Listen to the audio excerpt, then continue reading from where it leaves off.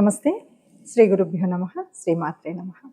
ఆదిత్యాయ చ సోమాయ మంగళాయ బుధాయ గురుశుక్ర శనిభ్యే రాహవే కేతవే నమః.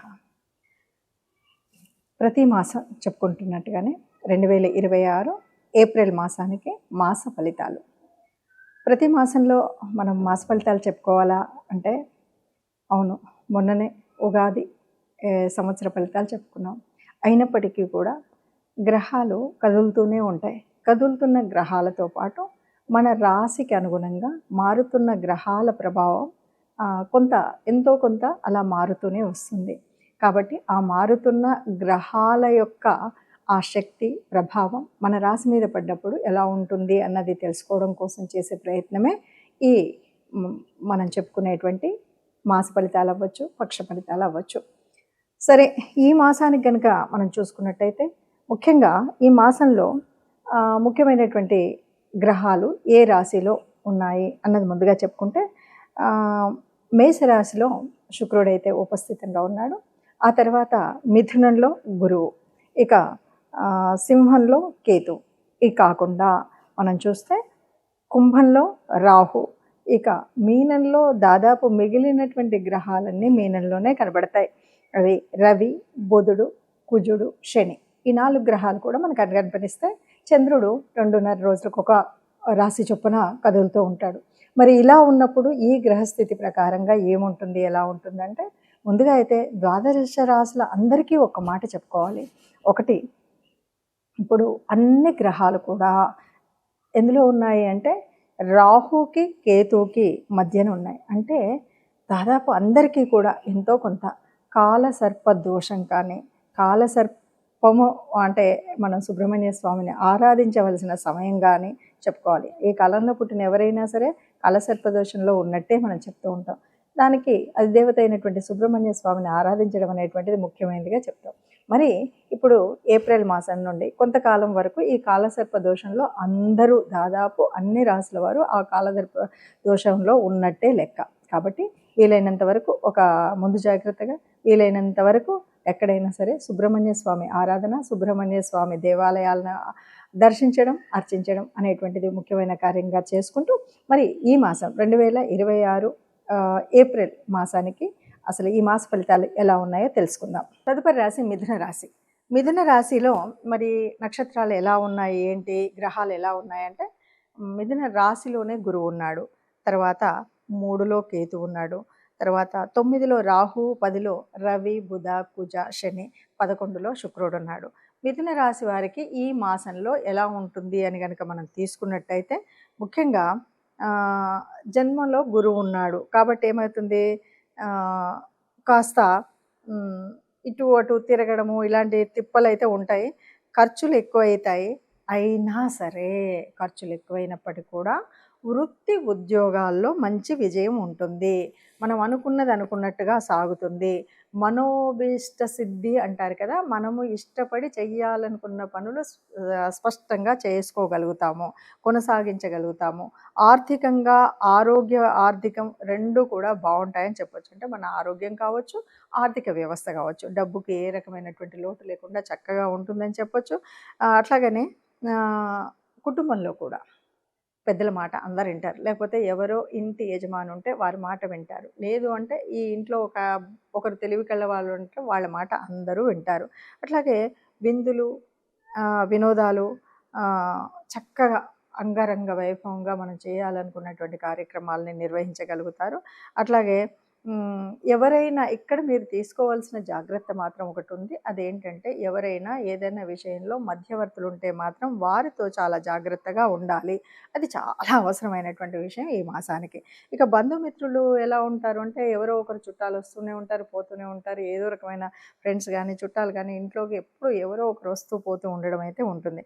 విద్యార్థుల ఏదైనా వాళ్ళు సాధించాలి, ఏదైనా విద్యార్థి దశలో ఉన్నటువంటి వాళ్ళు మంచి మంచి ఎగ్జామ్స్ కోసం ప్రిపేర్ అయ్యేవాళ్ళు, వాళ్ళు అనుకుంటే కష్టపడితే మాత్రం తప్పనిసరిగా వాళ్ళు అనుకున్నది సాధించగలిగినటువంటి స్థితిలో ఉంటుంది.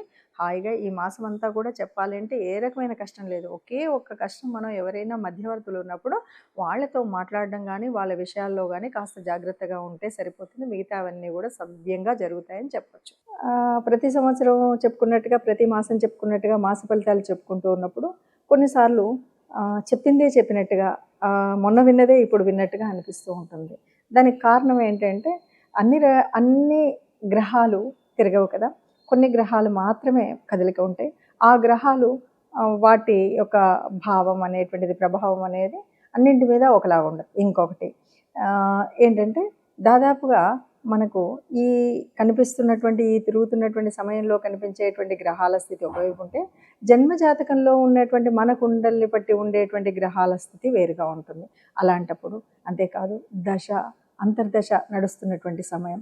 అదే కాదు మనకు మన రాశిలో ఉన్నటువంటి ఏ ఏ యోగించే గ్రహాలున్నాయి, ఏవి లేవు, వీటన్నింటిని బట్టి ఆధారంగా ఉంటుంది కాబట్టి మనకు ఒక్కొక్కసారి కొన్ని ఫలితాలు నిజం 100% అలాగే ఉంది అనిపించొచ్చు. కొన్నిసార్లు అంతగా కలవట్లేదు అని అనిపించొచ్చు. వీటన్నింటికి మనకు ప్రత్యేకంగా కావాలి అన్నప్పుడు మాత్రం ప్రత్యేకంగా జన్మకుండలి ద్వారా మనం తెలుసుకోవడం అనేటువంటిది ఉత్తమమైనటువంటి పద్ధతి. అయితే సహజంగా మామూలుగా మనం ఏప్రిల్ మాసానికి ఏదో చిన్న చిన్న పనులు చేసుకోవచ్చు అన్నప్పుడు దీన్ని చూసుకుంటే గోచార రీత్యా ఎలా ఉందో తెలుసుకుంటే సరిపోతుంది. ఇక మరి ఇలా తెలుసుకున్నా, ఏం చేసినా, ఏదైనా సరే దేవతా అనుగ్రహం ఉండాలి. అలాగే గ్రహాల యొక్క అనుకూలత లేనప్పుడు ఆ గ్రహాలు మనకు అనుకూలించే విధంగా గ్రహాల యొక్క ప్రార్థన కూడా ఉండాలి. మరి అలాగా మనకిప్పుడు ఏ దేవత ఆరాధన ముఖ్యంగా ఉంటుంది అంటే, చైత్రమాసము, వైశాఖ మాసం వరకు కూడా మనం ముఖ్యంగా రాముణ్ణి, హనుమంతుడిని అంటే విష్ణు సంబంధిత దేవతల్ని కొలవడం అనేటువంటిది ఒక పద్ధతి. ముఖ్యంగా మనకి ఈ ఏప్రిల్ మాసము అంటే మనకు వచ్చేటువంటిది ఎలా ఉంటుందంటే, చైత్ర వైశాఖాల కలిమిడిగా ఉంటుంది. కాబట్టి మనము ఆ దేవదేవుడు అవతారమూర్తి రాముడు ధర్మస్వరూపుడు కాబట్టి రామావతారాన్ని, ఇంకొక విషయం ఏంటంటే మనం చైత్రమాసం అంతా కూడా రామోత్సవాలు చేసుకుంటాం. వైశాఖం వచ్చేసరికి సీతానవమి చేసుకుంటాం. అంటే ఈ రెంటి మధ్యలో ఉన్నటువంటి ఆ ప్రకృతి పరమాత్మ తత్వాన్ని మనం పూజ చేస్తాం కాబట్టి, ఆది పురుషుల్లాగా మనకు మార్గదర్శనం చేసినటువంటి ఆ శ్రీరామచంద్రుడి యొక్క ఆరాధన, లేకపోతే ఆ శ్రీరామచంద్రుడి గుణగణాలని తెలుసుకుంటూ మనం ఆచరించేటువంటి ప్రయత్నం చేసినట్టయితే సకల విజయాలు కలుగుతాయనే చెప్పొచ్చు. సరే, ఏదేమన్నా మనకి కొంతగా మనం చెప్పుకున్నటువంటి రాహు కేతుల మధ్యలో ఉంది కాబట్టి, దీనివల్ల పొందేటువంటి దుష్ఫలితాలు ఉండకూడదు కాబట్టి, అలాగే సుబ్రహ్మణ్య స్వామి ఆరాధన కూడా చేయడం మంచిది.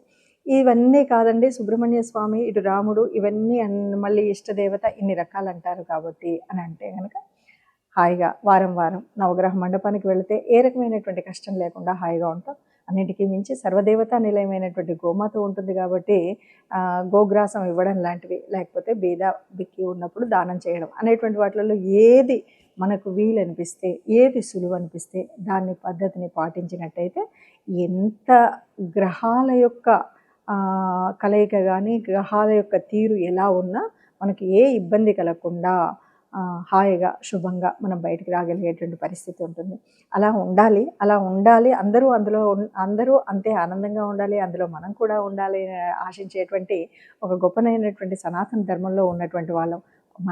మనం మాత్రమే చూసుకునేటువంటి ఈ జ్యోతిష్యము, జాతకము అనేటువంటి దీంట్లో ఇది చక్కని ఒక వైజ్ఞానిక శాస్త్రం. దీంట్లో అనేక రకాలైన రుజువు సాక్ష్యాలతో నిరూపించబడినటువంటి శాస్త్రం కాబట్టి ఇందులో తప్పనిసరిగా మనం కనుక అనుకున్నది అనుకున్నట్టుగా నిజంగా మన తిథి వార నక్షత్రాలు సరిగ్గా ఉన్నాయి అని చూసుకున్నప్పుడు తప్పనిసరిగా మనకు మార్గదర్శనం చేసేటువంటి శాస్త్రం ఇది కనుక ఇప్పుడు మనం చూసుకున్నటువంటి దాంట్లో సంతృప్తి కనుక చెందకపోతే తప్పనిసరిగా మీరు మీ జన్మ జాతకాన్ని ఎవరైనా నిపుణులైనటువంటి పండితుల చేత లేదా జ్యోతిష నిపుణుల చేత చూయించుకొని మీ యొక్క ఈ సంవత్సర కాలానికి అనువుగా ఉండే రకంగా మీరు మార్గదర్శనం చేయించుకోవచ్చు.